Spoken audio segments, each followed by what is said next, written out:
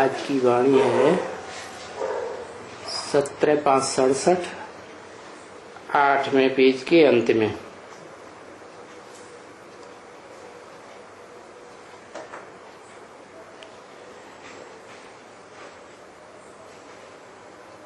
बताया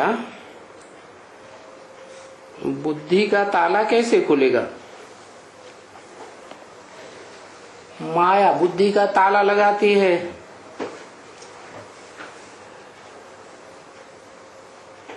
तो जरूर है जिन्होंने माया से बुद्धियों को लगाया है तो ताला लगाई देती है। अब किससे लव करें। तो जो ऊंचे ते ऊंचे है उससे लव करेंगे तो ताला खुलेगा।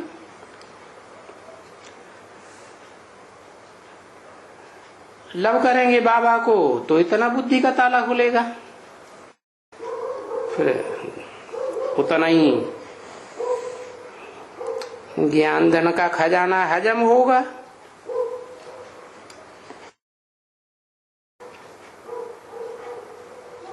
और फिर तुम डबल फैन तो पृष्ठ बन जाएंगे। डबल बने,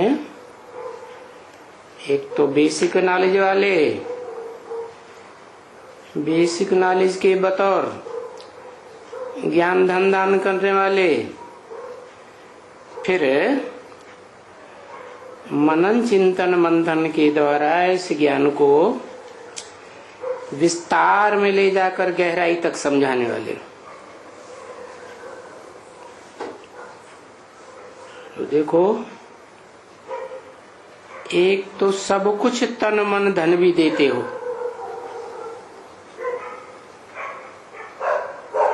और फिर तुम अपना अविनाशी ज्ञान रतन भी देते हो।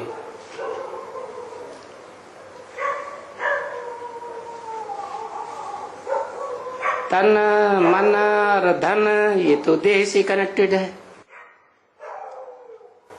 और फिर बेहद में भी है।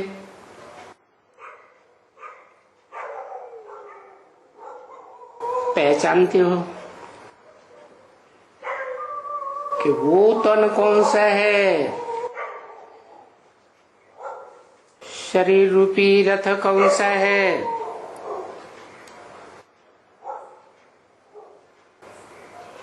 जो सार रूप में है।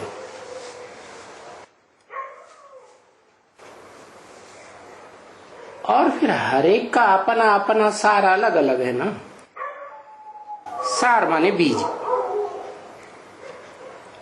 बीज माने बाप। तो उस बीज से भी बुद्धियों को तोड़ना,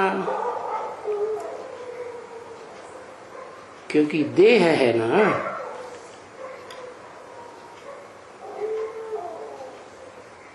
और देह से बुद्धियों को तोड़ेंगे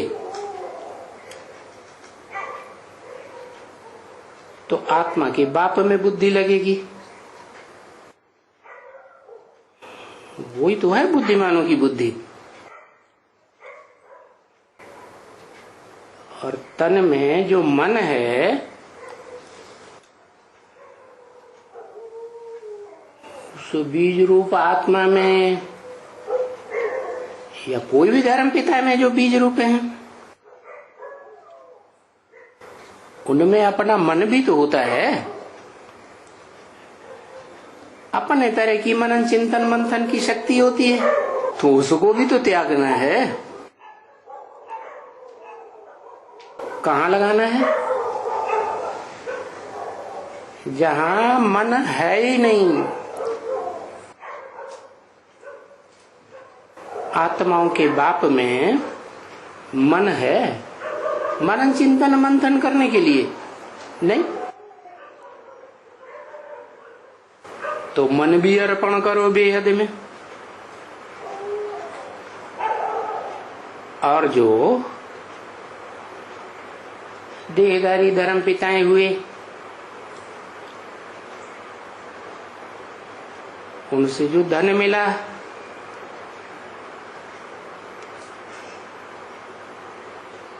चाहे वो ब्रह्मा हो, चाहे कोई भी धर्म पिता हो, चाहे वो बाप ही क्यों न हो ऊंचे से ऊंची से मनुष्य सृष्टि का। जानते तो हो ना वो धन कहां से लाता है? मनुष्य सृष्टि के बीज रूप बाप के पास धन कहां से आता है? वो भी तो आत्माओं के बाप से आता है ना, जो ऊंचे ते ऊंचा धन है ज्ञान धन, जो गीता में भी बताया। उससे ज्यादा पवित्र धन तो कोई होता ही नहीं, जिस पवित्रता के बल से सारे कार्य दुनिया के होते हैं। पवित्रता में ही ज्यादा शक्ति होती है। अच्छे ते अच्छे कार्य भी पवित्रता से, और बुरे से बुरे कार्य भी पवित्रता की पावर से। तो हद में और बेहद में तुम सब कुछ स्वाहा करते हो। कहाँ?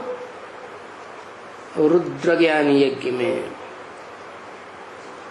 ये ज्ञान कहाँ से आता है? ज्ञान तो आता है शिव बाप से ही, जिसकी आत्मा का नाम शिव है। परंतु वो जब साकार तन में आता है तो रौद्र रूप भी धारण करता है, क्योंकि तन में आया ना। और तन भी कैसा? विनाशी या अविनाशी है? कैसा तन? विनाश होने वाला है? नहीं, वो एक ही तनधारी है जो विनाश होने वाला नहीं है। तो बात पलट जाती है। देह है ना, चाहे वो सार रूप में है तो भी तो देह है, और उस सार रूप में भी जिसे कहते हैं सार रूप बिंदु बिंदु आत्माएं जहां रहती हैं, भले तुरीय आलोक हो जाता है, लेकिन कोई आत्मा सदाकाल तो वहां नहीं रह सकती। नीचे तो आना पड़े ना।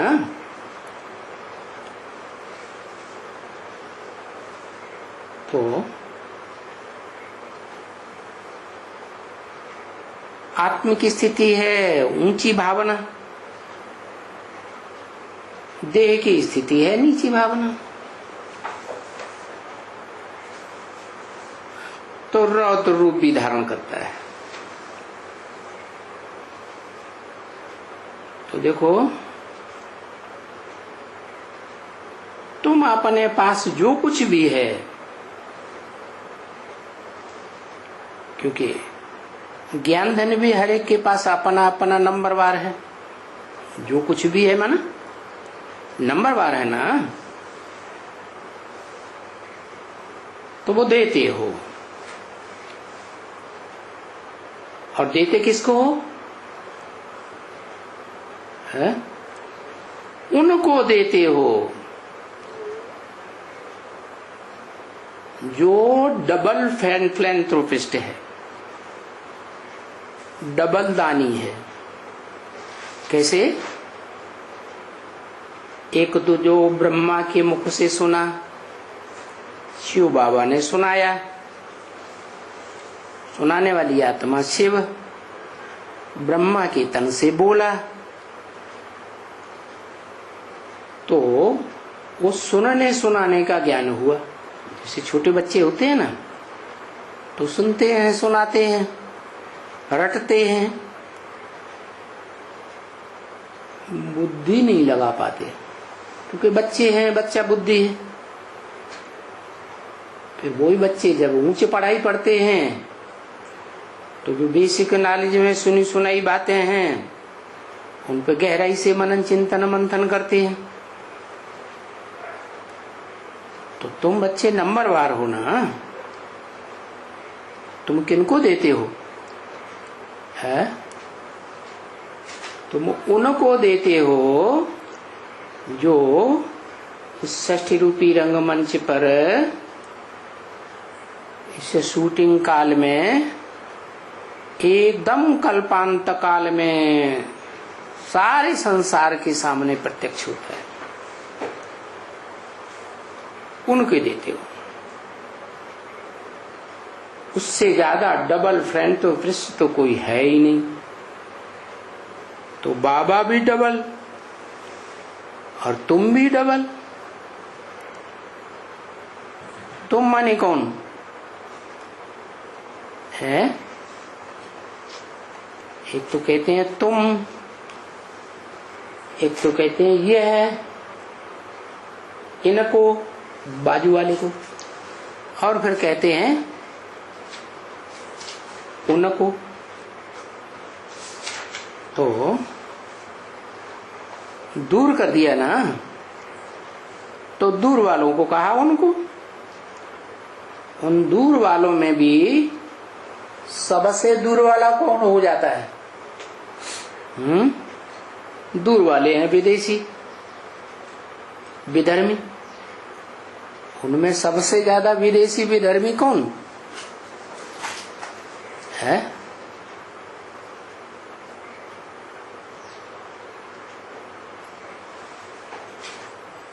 हाँ, वो नास्तिकों का भी बाप है,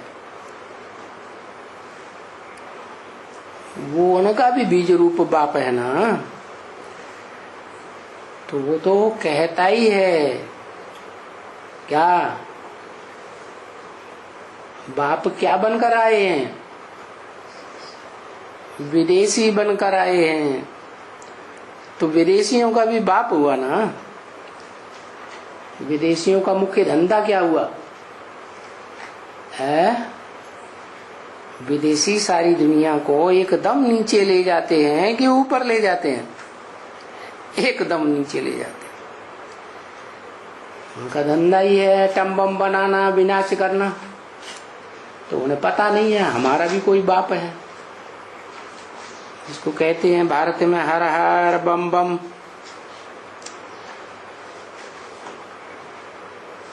तो ये अविनाशी ज्ञान रतन है।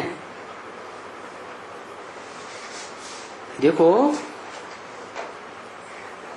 अविनाशी ज्ञान रतनों का दान देते हो, देते हैं ना, तो उसके बदले में मिलता क्या है? बादशाही मिलती है। और क्या चाहिए? बादशाही कौन देता है?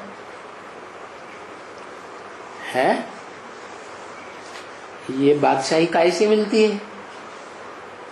कौन सी पढ़ाई पढ़ने से बादशाही मिलती है? राजयोग की पढ़ाई पढ़ने से बादशाही मिलती है। योगी होगा तो राजयोग सीखेगा,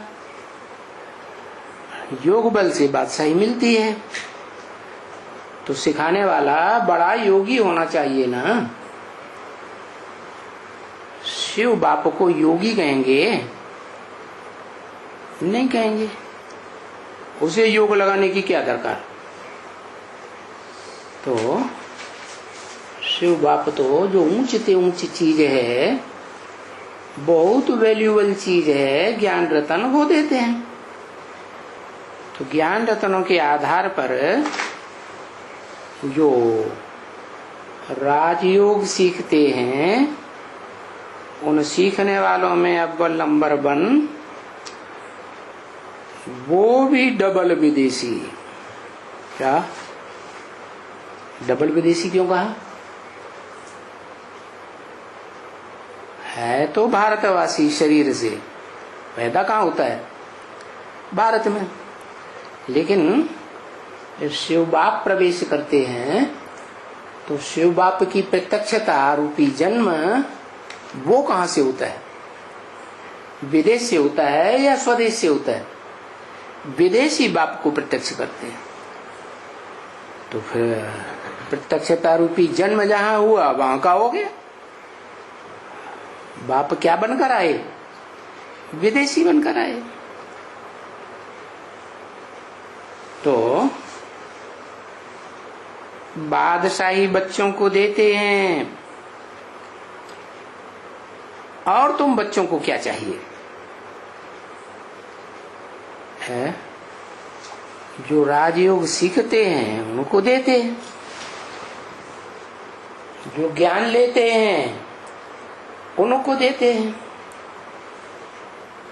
ज्ञान तो जानकारी है सच्चाई की, तो जो सच्चाई की जानकारी लेते हैं वो सच्चाई की जानकारी लेकर के राजयोग सीखते हैं। राजयोग तुम बच्चे ही सीखते हो, जिनको कहते हैं भारतवासी बच्चे। किसके वासी? किसके दिल में बसने वाले? भारत के बस में बसने वाले, दिल में बसने वाले।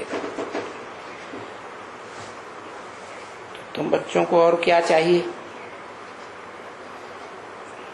ज्ञान से राजयोग सीखते हो।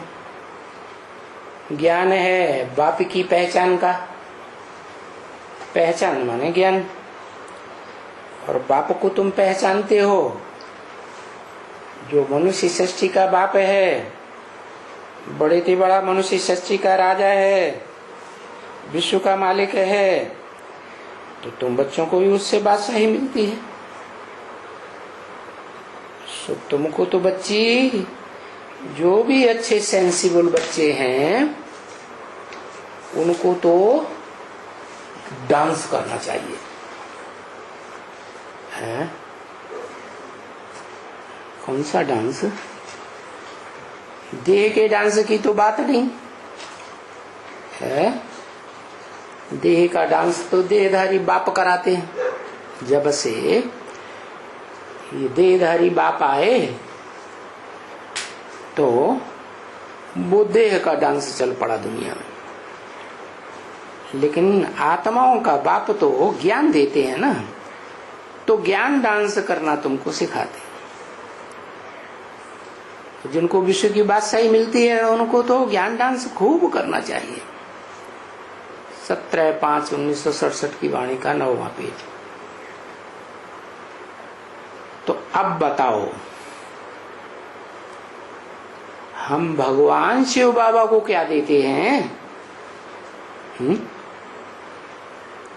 लेते तो हैं विश्व की बात सही है। लेन देन का हिसाब किताब होता है ना, जो देगा सो लेगा, लेगा सो देगा। तो तुम वास्तु की बादशाही तो लेते हो भगवान बाप से, तो बाप को क्या देते हो है? अरे कुछ देते हो कि नहीं है? बाप को लव देते हो। कैसा लव? क्या लव देते हो? अब भी बेचारी याद, क्या?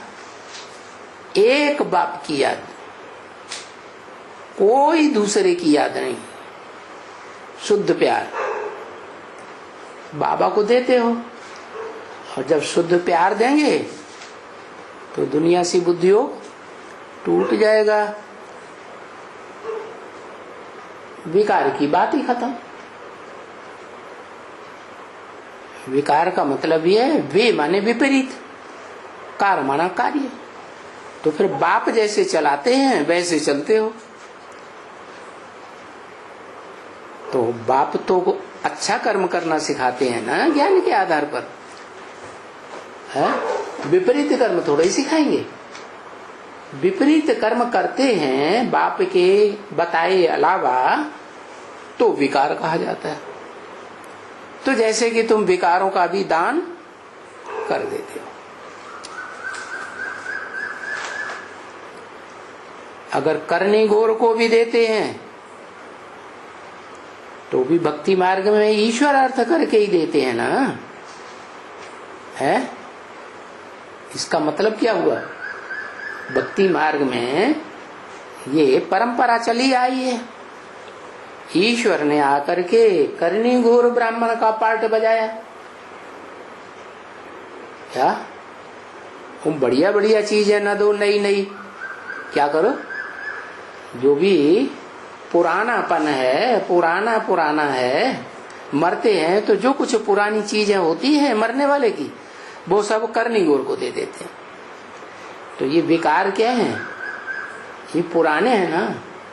ये जो तुमने जन्म जन्मांतर द्वापर युग से लव किया, प्यार किया, वो बेकारी प्यार किया ना, बेविचारी प्यार किया ना।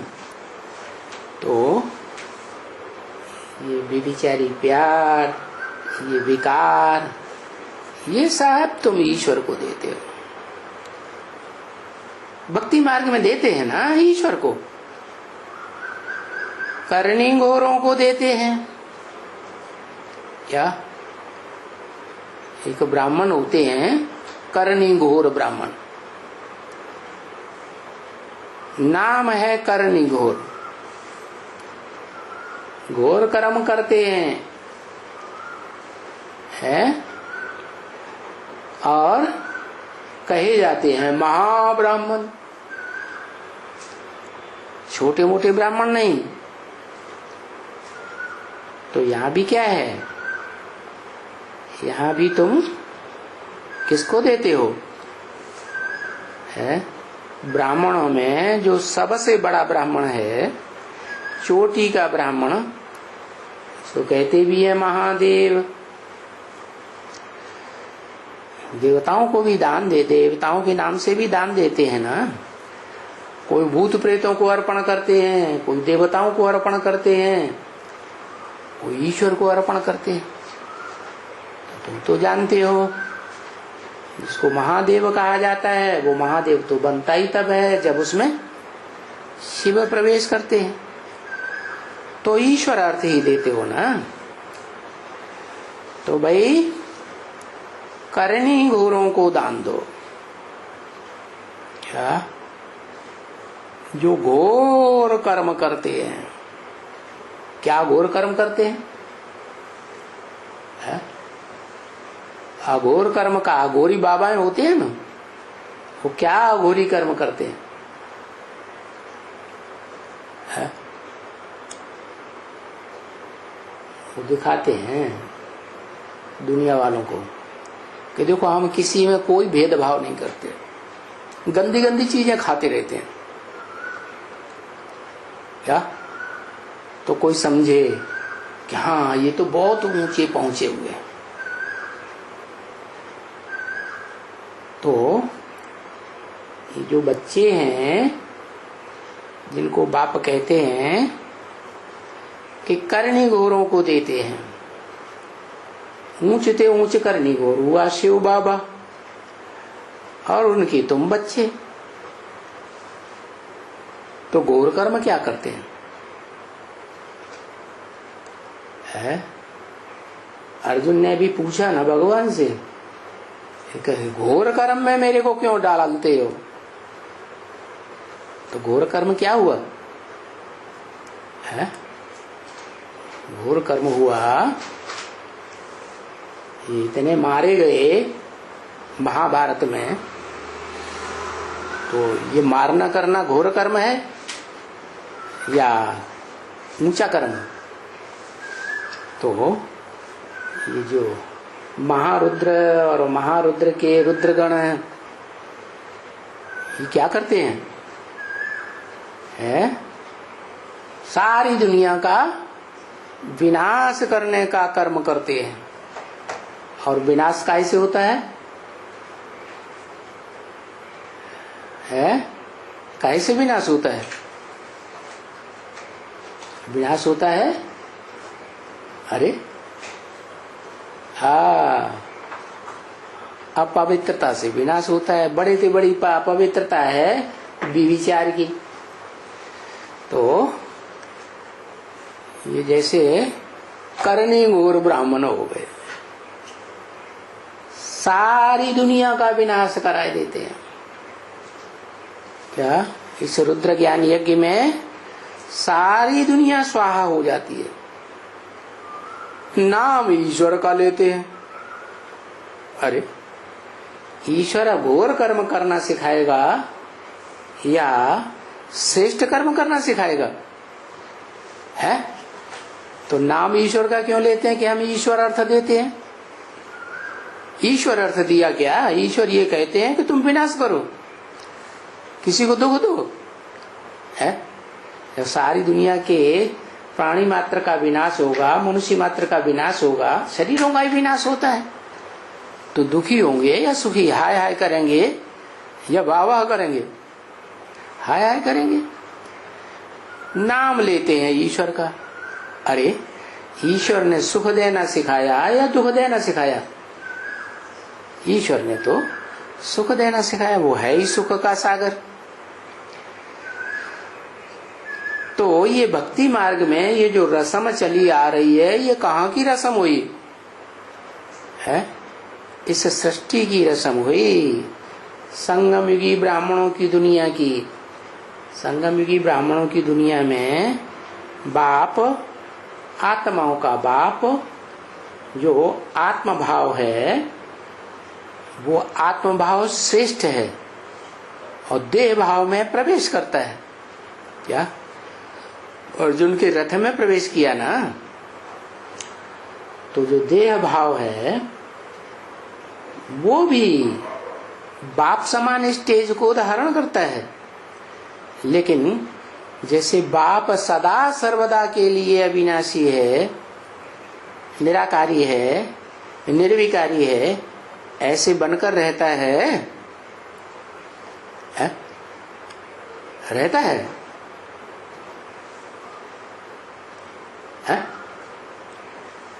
रहता है या नहीं रहता है? नहीं रहता है। तो बोला वो देह भाव हो गया ना, मिक्स हो गया ना। कहते हैं ना, काजर की कोठरी में कैसो सयान हो जाए, एक लीक काजर की लागी है पे लागी है। तो इस दुनिया की बात हुई। शिव के लिए ये बात लागू नहीं होती, क्योंकि काजर की कोठरी भी साकार में, स्थूल में, और जाने वाले भी स्थूल में, उनके लिए बोला। वो तो निराकार है, साकार बनता ही नहीं है कभी। तो भक्ति मार्ग में कहते हैं ईश्वर अर्पणम, लेकिन ईश्वर को देते हैं क्या? जानते ही नहीं है, तो ईश्वर को देंगे कहां से? और संगम युग में भी है, संगम युग में ईश्वर को जानते हैं? जानते हैं? नहीं जानते। अंत में नहीं जानते। अंत में जानते हैं, नंबरवार जानते हैं कि 100% जानते? नंबरवार जानते हैं। एक है जो नंबरवार की लिस्ट से अलग है। क्या? बड़े से बड़ा चक्कर है ना, चक्कर को भी क्रॉस करने वाला। तो वो ऐसा है कि असली ईश्वर के स्वरूप को जानता है। उस असली स्वरूप को जानने का प्रयास करने वाले तो बहुत हैं। जितने भी धर्म पिताएं हैं वो कैसी स्टेज धारण करते हैं? निराकारी स्टेज धारण करते हैं। लेकिन 100% निराकारी कोई नहीं बन पाते। वो एक ही है जो साकार दुनिया का तन, मन, धन ये भी अर्पण करता है। और फिर इस अलौकिक ब्राह्मणों की दुनिया में भी जो सूक्ष्म स्टेज वाला मन मिलता है, तन मिलता है और ज्ञान धन मिलता है, वो भी ईश्वर के असली स्वरूप ज्योति बिंदु को पहचान करके उस असली ज्योति बिंदु में लीन हो जाता है। तो अर्पण किया या नहीं किया है? तो भक्ति मार्ग में कहते हैं ईश्वर समर्पणाय नमः, श्री कृष्णम अर्पणाय नमः, ऐसे कहलाते हैं ना। अब बताओ, ईश्वर कोई भूखा है क्या जो उसको अर्पण करते हो? है? जो असली अर्थों में ईश्वर है, माहेश्वर है, वो भूखा है? उसको तो दे ही नहीं है, तो भूखा कहां से होगा? तो किसको अर्पण करते हो? है? किसको अर्पण करते? देहधारी को अर्पण करते। देहधारी भोगता है, खाता है, या निराकारी खाता है? देहधारी खाता है। बहुत करके दोनों ही ऐसे चलते हैं। क्या ईश्वर अर्पण है और श्री कृष्ण अर्पण है? वाह, तो दोनों को भिखारी बनाई दिया। कृष्ण को भी भिखारी बनाई दिया, और कृष्ण को जन्म देने वाला जो ईश्वर है, बड़े से बड़ा शासन करता है, श्रेष्ठ शासन करता, उसको भी बनाई दिया करनी घोर ब्राह्मण। माने दान लेने वाला भिखारी बनाई दिया है। अब वो भिखारी बनने वाले हैं या अव्वल नंबर के पुरुषार्थी है? राम और कृष्ण वो तो बढ़िया पुरुषार्थी है ना। वो पुरुषार्थी होते हैं, वो भीख मांगते हैं क्या? वो तो पुरुषार्थ से सब कुछ कमा सकते हैं। तो ईश्वर दाता, और उनके लिए तो कृष्ण की बात डाल दी है। कृष्ण भी देखो कितना मालिक दोनों। वो कृष्ण सतयुग का मालिक, और दूसरा विश्व का मालिक, और नाम भी दोनों का चलता है। क्या स्वर्ग में भी नाम दोनों का? नारायण का नाम और राम का नाम, इसका चलता है। राम कृष्ण की दुनिया, स्वर्ग की दुनिया, तो दोनों का नाम चलता है। या तो ईश्वर अर्पण है, या तो कहते हैं श्री कृष्ण अर्पण है।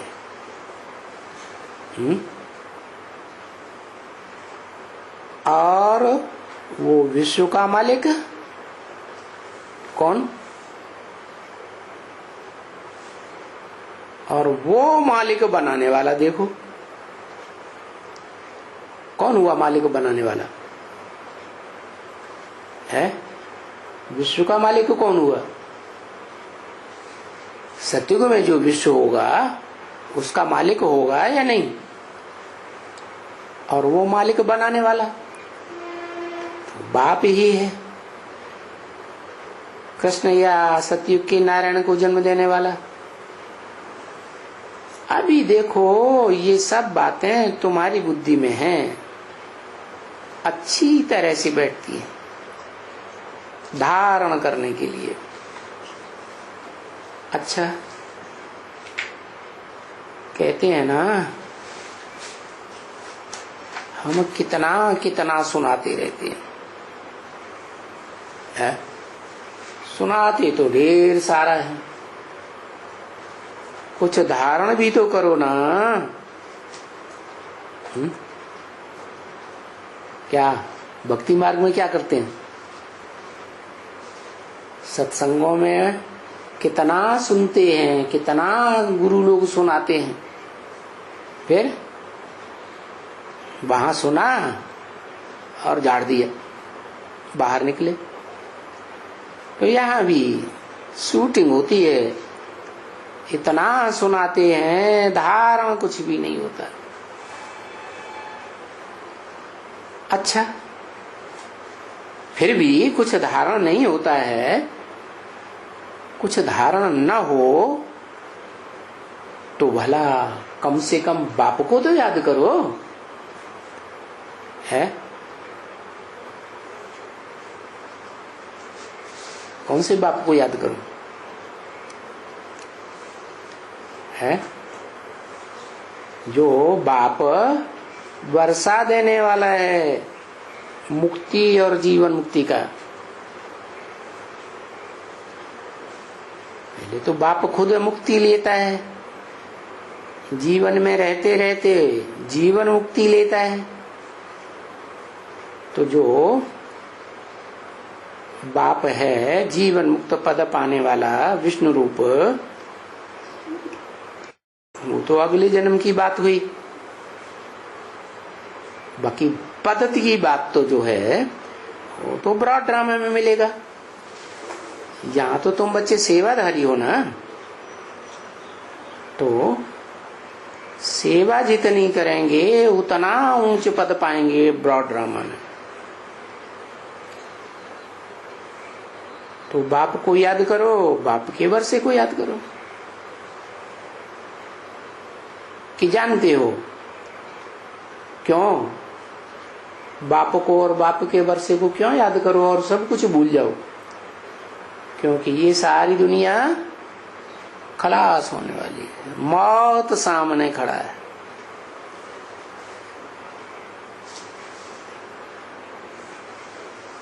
तो क्या बाप बचा रहेगा? है? हाँ, सारी दुनिया खलास हो जाएगी, सबकी मौत सामने है। एक बाप तो, विश्व का बाप तो बचेगा ना। तो उस बाप को याद करो और बाप से जो प्राप्ति होती है जन्म जन्मांतर की आत्मा को, उस बाप के वर्षे को याद करो। अभी संगम युग में बाप को याद करने से क्या, और बाप की मत पर चलने से है तुम्हें, तुम्हारी आत्मा को जन्म जन्मांतर की बहुत प्राप्ति होती है। बाप भी बड़ा चक्कर है ना, 84 के चक्कर को क्रॉस करने वाला है ना। तो तुम भी इस ब्रॉड ड्रामा में जन्म जन्मांतर प्राप्ति करेंगे, बाप की मत पर प्राप्ति करेंगे। कहते हैं बच्चे अभी सबकी याद छोड़ करके, सबसे बुद्धियोग का संग तोड़ करके मुझ संग जोड़ो, तो क्या होगा? तुम्हारे विकर्म विनाश हो जाएंगे। है? किसने कहा? ये किसने कहा? मुझ संग तो जोड़ो और संग तोड़ो। है? तो तुम्हारे विकर्म विनाश हो जाएंगे।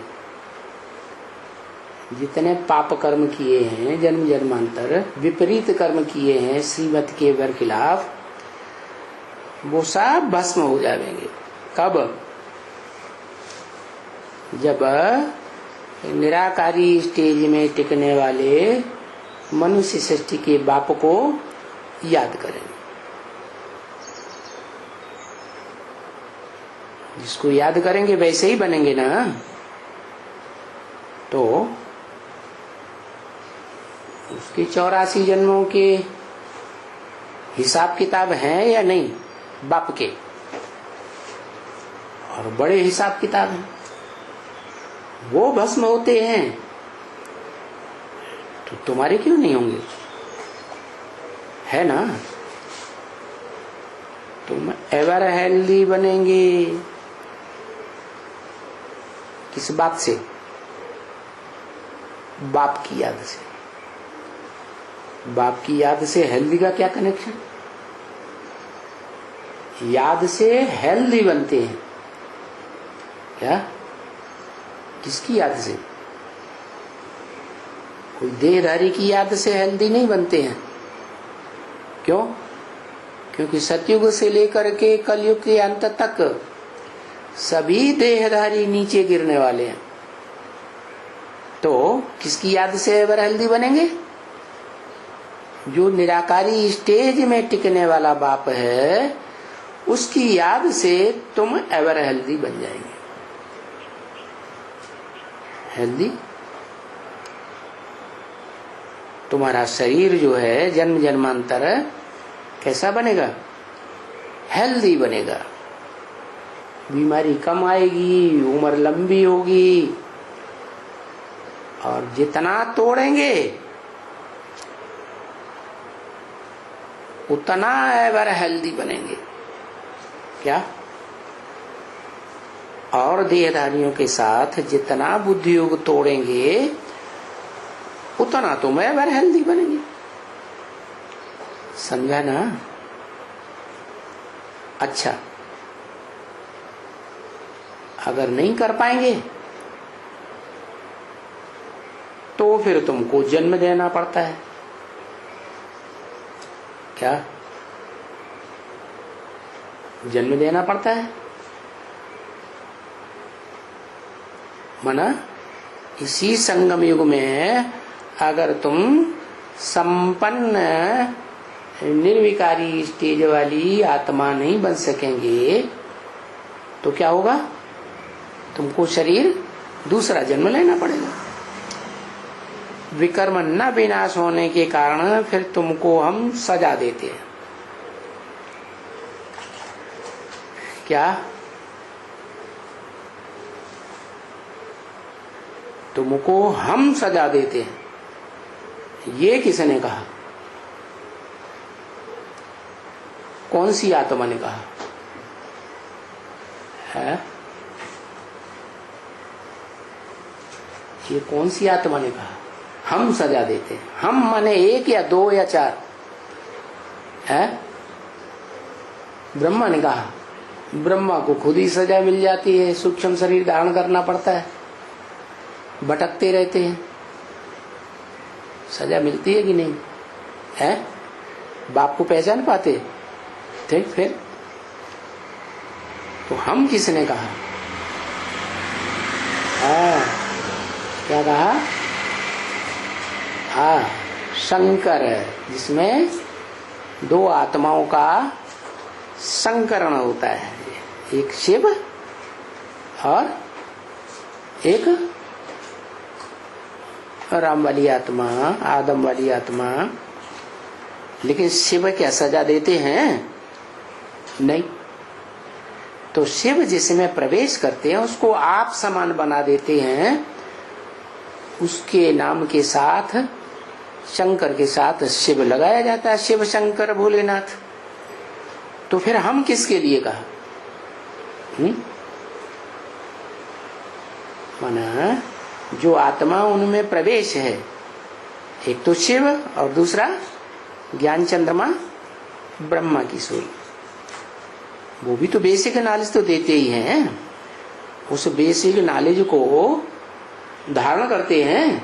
नहीं धारण करते, तो सजा देते हैं, और बहुत ही सजा मिलती है। क्या? थोड़ी बहुत सजा नहीं मिलती है। किसको? तुमको। किससे कहा तुमको? है संसार की बीज रूप आत्माओं से कहा, कि आधार मूर्त षष्ठी वृक्ष की जड़ों से कहा, या 500-700 करोड़ पत्तों से कहा? बीज रूप आत्माओं से कहा कि तुमको बहुत ही सजा मिलती है। तो फिर जब बहुत सजा मिलेगी तो फिर राजा ही नहीं मिलती है। सजा कम तो राजा ही ज्यादा, सजा बहुत तो राजा ही कम।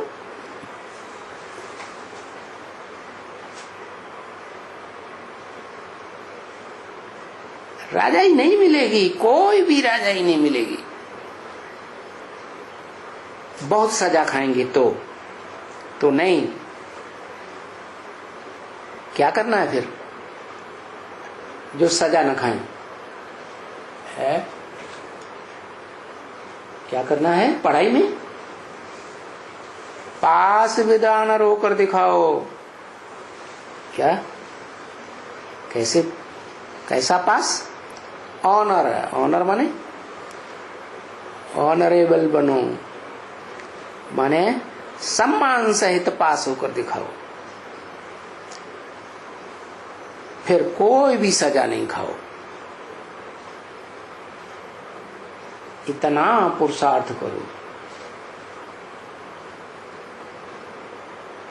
पुरुषार्थ, पुरुष माने आत्मा, अर्थ, आत्मा के कल्याण के लिए करो, स्वार्थ के लिए नहीं करो। स्वार्थ अपने शरीर के लिए नहीं करो। क्या करो? आत्मा के कल्याणार्थ पुरुषार्थ करो। क्या मुख्य पुरुषार्थ है? याद, योग कह देते हैं। भारत का प्राचीन योग, क्या किसी दूसरे देश का नहीं, भारत का प्राचीन योग। भारत माने क्या? जड़ जमीन का। जड़ जमीन योग लगाएगी क्या है? योग तो मन बुद्धि से लगाने की बात है ना। तो कोई चैतन्य आत्मा है क्या? भा माने ज्ञान की रोशनी, रत माने लगी रहने वाली, तो उसका प्राचीन राजयोग। राजयोग तो नाम है, लेकिन राजयोग है किसका? किसका दिया हुआ? जरूर कोई योग ईश्वर होगा, योगियों का ईश्वर। पुराने थे पुराना को कहते हैं प्राचीन राजयोग भारत का। और प्राचीन का अर्थ नहीं समझते हैं कोई। क्या क्या क्या अर्थ है?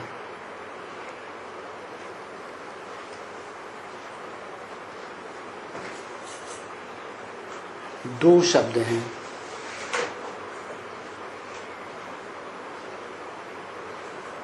प्राचीन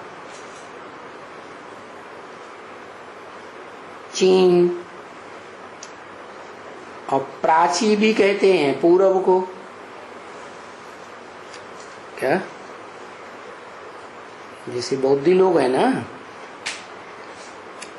वो समझते हैं कि सूरज पूर्व दिशा से उनके देश में पहले किरणें फेंकता है, जापान। तो वो समझते हैं हम सूर्यवंशी हैं। अब उस सूर्य की तो बात ही नहीं है। क्या? जड़ सूर्य की बात नहीं है। और जड़ सूर्य भी जो किरणें फेंकता है, तो जो किरणें जब आती हैं तो किस दिशा से आती है? कोई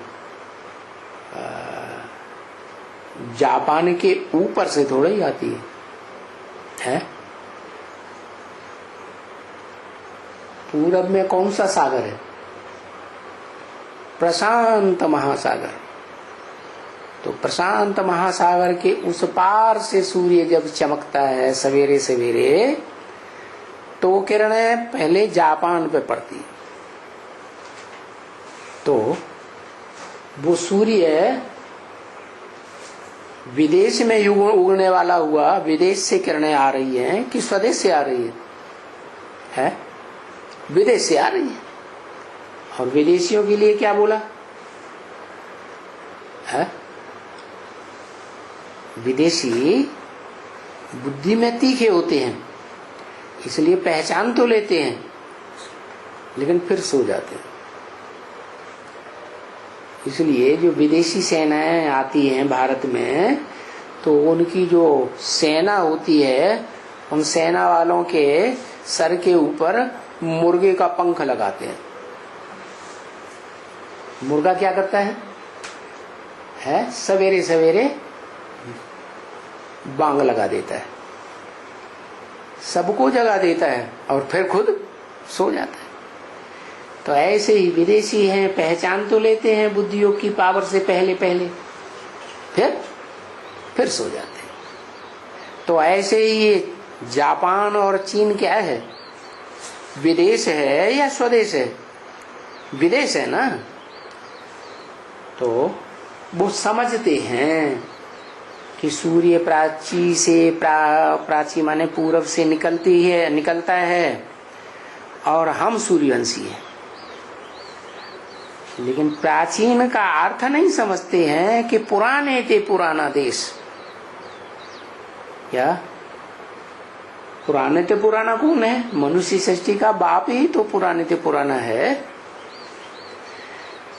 प्राचीन योग किसने सिमाया, किसने सिखाया है? जो सबसे जास्ती प्राचीन है, पुराना है, कह देते हैं श्री कृष्ण ने सुनाया। अरे श्री कृष्ण तो सतयुग का प्रिंस है ना, है? श्री कृष्ण ही तो बड़ा होता है तो नारायण बनता है, नारायण का टाइटल मिलता है, आदि नारायण का। जो आदि नारायण आदि नारायणी स्वभाव संस्कार से मिलकर के विष्णु रूप बन जाते हैं। तो वो विष्णु रूप सतयुगी दुनिया की बात है या संगम युगी शूटिंग काल की बात है? कहाँ की बात है? संगम युगी शूटिंग काल की बात है। संगम युगी शूटिंग काल पुराना या सतयुग पुराना? ज्यादा प्राचीन कौन? संगम युग पुराना। तो नाम लगा दिया है उन्होंने श्री कृष्ण का। जो शास्त्रकार हैं श्री कृष्ण का नाम लगा दिया। अब श्री कृष्ण की पूजा करते हैं बच्चे के रूप में। बच्चा निर्विकारी होता है ये तो ठीक है, लेकिन बच्चा ज्ञान कैसे सुनाएगा? और वो भी राजयोग, जिस योग में राज भरा हुआ है। युद्ध के मैदान में कहते हैं अर्जुन को श्री कृष्ण ने ज्ञान सुनाया। अरे दोनों पार्टियां युद्ध करने वाली आमने सामने खड़ी हों, टेंशन का वातावरण है, खून की नदियां बहने वाली हैं, मौत सामने खड़ा है बहुतों के। ऐसे युद्ध के मैदान में कोई ज्ञान सुनता है क्या? है ये धर्म युद्ध का मैदान। कलयुग के अंत में ढेर के ढेर धर्म भारत में इकट्ठे हो जाते हैं, और जितना भारत में दूसरे दूसरे धर्म के लोग इकट्ठे होते हैं, खास भारत की राजधानी दिल्ली में इतना जमावड़ा दूसरे धर्मों का, दूसरे धर्मावलंबियों का और किसी शहर में और देश में नहीं होता है। तो ये बड़ा युद्ध का मैदान बन जाता है भारत देश। क्या? और जब शूटिंग काल होता है तो शूटिंग काल में शिव बाप जिस मुकर्रर रथ में आते हैं आदम के शरीर में, तो सारी दुनिया के सब धर्म पिताओं का बुद्धियोग कहाँ एकाग्र हो जाता है? मनुष्य सृष्टि के बाप के ऊपर एकाग्र हो जाता है। वो मनुष्य सृष्टि का बाप भारत कहा जाता है। भा माने ज्ञान की रोशनी, रतन माने लगा रहने वाला, लज्जू पंजू के ज्ञान में लगा रहने वाला नहीं। जो ऊंच ते ऊंच आत्मा है, सुप्रीम सोल, वो जो ज्ञान देता है उस एक के दिए हुए ज्ञान में लगा रहता है। बाकी वो युद्ध के मैदान की बात नहीं है जो हिंसक युद्ध है। ये भी कोई बात हुई? कि भगवान आकर के हिंसक युद्ध कराएगा क्या? कराएगा है? भगवान तो हिंसा कराना सिखाता है कि अहिंसक बनाने आता है। देवताओं की दुनिया स्थापन की तो देवताएं अहिंसक होते हैं या हिंसक होते हैं? क्या होते हैं? देवताएं तो अहिंसक होते हैं, आत्मिक स्थिति वाले होते हैं, वो थोड़े ही हिंसा करते हैं। देहभान वाले उनको कहा जाता है हिंसक, क्योंकि देह से हिंसा की जाती है, देह की इंद्रियों से हिंसा की जाती है। आत्मभाव हिंसा करने वाला थोड़ा ही होता है। तो ये कोई बात नहीं हुई कि भगवान आकर के हिंसक युद्ध सिखाता है। अरे गीता सुनाई दो सेनाओं के बीच में, जहां युद्ध होने वाला था, हिंसक युद्ध दिखाया है। अरे युद्ध के मैदान में कोई गीता पाठशालाएं खोली जाती हैं क्या? नहीं, ये तो बेहद की बात है जो गीता में भी मनुष्य गुरुओं ने लिखी हुई है। सर्वधर्मान परित्यज्य, सब धर्मों को त्याग करके मेरे द्वारा स्थापन किए हुए स्वधर्म में आ जा। स्वधर्मे निधनम से पर धर्मो भयावह। स्व माने आत्मा का जो धर्म है वही श्रेष्ठ ते श्रेष्ठ धर्म है, उस धर्म में आ जा। बाकी स्वधर्म में आने के लिए जो भी देहधारियों के धर्म हैं, धर्म पिताओं के द्वारा स्थापन किए हुए, उन सबको छोड़ना पड़े। तो कब होते हैं वो? कलयुग के अंत में होते हैं सब धर्म। ऐसे थोड़े कि सतयुग में हिरण्यकश्यप को मारने के लिए भगवान आया, वहां सब धर्म होते हैं।